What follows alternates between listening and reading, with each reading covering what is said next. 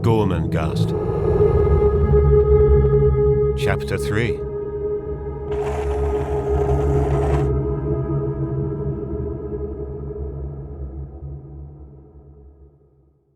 About the rough margins of the castle life, margins irregular as the coastline of a squall-rent island, there were characters that stood or moved gradually to the central hub. They were wading out of the tides of limitless negation, the timeless opaque waters. Yet what are these that set foot on the cold beach? Surely so portentous an expanse should unburden itself of gods, at least, scaled kings, or creatures whose outstretched wings might darken two horizons, or dappled Satan with his brow of brass. But no, there were no scales or wings at all.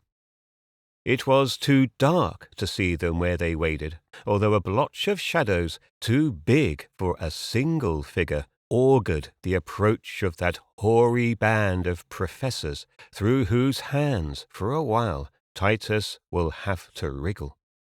But there was no veil of half-light over the high-shouldered young man who was entering a small room, rather like a cell that opened from a passageway of stones, as dry and grey and rough as an elephant's hide.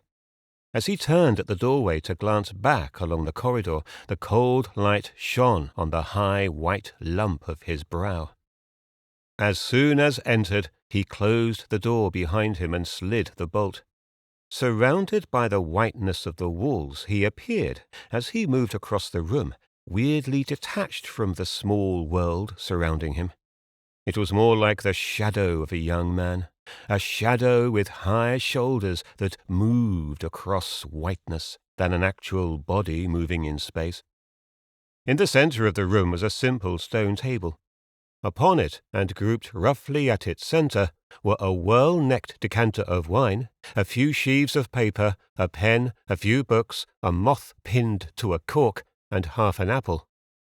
As he moved past the table, he removed the apple, took a bite, and replaced it without slackening his pace, and then suddenly looked for all the world as though his legs were shrinking from the ground up. But the floor of the room sloped curiously, and he was on his way down a decline in the floor that sank to a curtain-hung opening in the wall. He was through this in a moment, and the darkness that lay beyond took him, as it were, to herself, muffling the edges of his sharp body. He had entered a disused chimney at the ground level. It was very dark, and this darkness was not so much mitigated as intensified by a series of little shining mirrors that held the terminal reflections of what was going on in those rooms which, one above the other, flanked the high chimney-like funnel that rose from where the young man stood in the darkness to where the high air meandered over the weather-broken roofs, which, rough and cracked as stale bread, blushed horribly in the prying rays of sundown. Over the course of the last year, he had managed to gain entrance to these particular rooms and halls, one above the other, which flanked the chimney, and had drilled holes through the stonework, wood and plaster. No easy work when the knees and back are strained against the opposite walls of a lightless funnel, so that the light pierced through to him in his funneled darkness from apertures no wider than coins. These drilling operations had, of course, to be carried out at carefully chosen times, so that no suspicions should be aroused.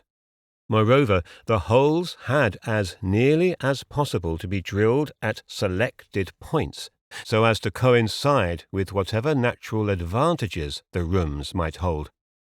Not only had he carefully selected the rooms which he felt it would be worth his while watching from time to time, either for the mere amusement of eavesdropping for its own sake, or for the furtherance of his own designs. His methods of disguising the holes, which might so easily have been detected if badly positioned, were varied and ingenious, as for example in the chamber of the ancient Barquentine, master of ritual. This room, filthy as a fox's earth, had upon its right-hand wall a blistered portrait in oils of a rider on a piebald horse, and the young man had not only cut a couple of holes in the canvas immediately beneath the frame where its shadow lay like a long black ruler, but he had cut away the rider's buttons, the pupils of his eyes, as well as those of the horse's. These circular openings at their various heights and latitudes afforded him alternative views of the room, according to where Barquentine chose to propel his miserable body on that dreadful crutch of his.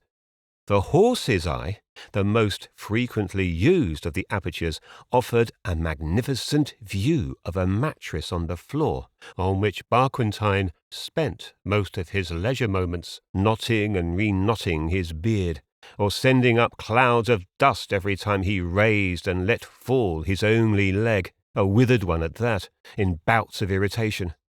In the chimney itself, and immediately behind the holes, a complicated series of wires and mirrors reflected the occupants of the deprivatized rooms, and sent them down the black funnel, mirror glancing to mirror, and carrying the secrets of each action that fell within their deadly orbit, passing them from one to another, until at the base a constellation of glass provided the young man with constant entertainment and information.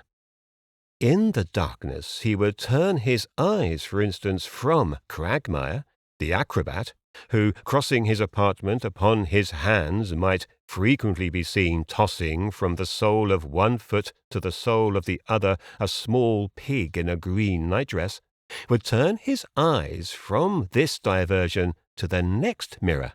which might disclose the poet, tearing at a loaf of bread with his small mouth, his long wedge of a head tilted at an angle, and flushed with the exertion, for he could not use both hands, one being engaged in writing, while his eyes, so completely out of focus that they looked as though they'd never get in again, were more spirit than anything corporeal.